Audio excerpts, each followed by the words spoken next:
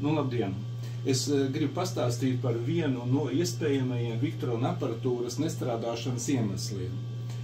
Vienam cilvēkam, kam mājās ir 3-fāzu Victron Energy aparatūra, ļoti daudz saules paneļi, apmēram kādi 30 kW, un iekšējā mājas tīklā viņam ir Fronius invertors. Viņam mājās notika remonts, viņš atslēdza nost akumulatorus, es neminēšu uzvārdu, tas nav svarīgi. Viņš atslēdza akumulatorus, viņam mājās tur viss tika izdarīts, viņš ieslēdz visu atpakaļ. Šodien stipra saule spīd, un viņš man zvana, Juri, man nekas nestrādā. Kā tā nestrādāšana izpaudās? Tāds pats līdzīgs kā šeit, tas Victron MPPT kontrolieris, viņam neko neražo. Neražo viņš tāpēc, kad akumulatori ir pilnīgi pilni. Fronius invertors, pie viņa tur daudz saules paneļi, viņš strādāja, viņš nodrošināja mājas pašpatēriņu un tikai nedaudz to lieko daļu laida projām uz sadales tīklu.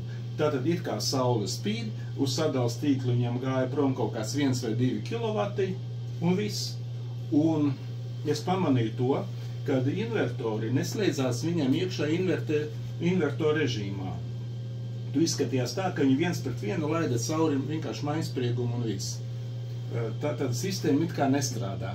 Visa tās nestrādāšanas iemesls bija tas, ka slēdzot iekšā šos te invertorus, viņiem ir trīs pozīcijas slēdzītiem.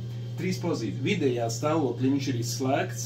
Tad, kad uz sienu viņš ir inverter only, tas ir tikai charger only, viņš ieslēdz tikai, lai lādētu akumulatorus. Invertors neslēdzās iekšā, bet stāvoklī uz savu pusi, uz šo te, ir on. Viņš gan var slēgties pie sadales tīkla, gan, invertors var ieslēgties, un arī akumulators lādē. Un viņš bija ieslēdzis visiem 3 invertoriem slēdzīti stāvoklī charger only.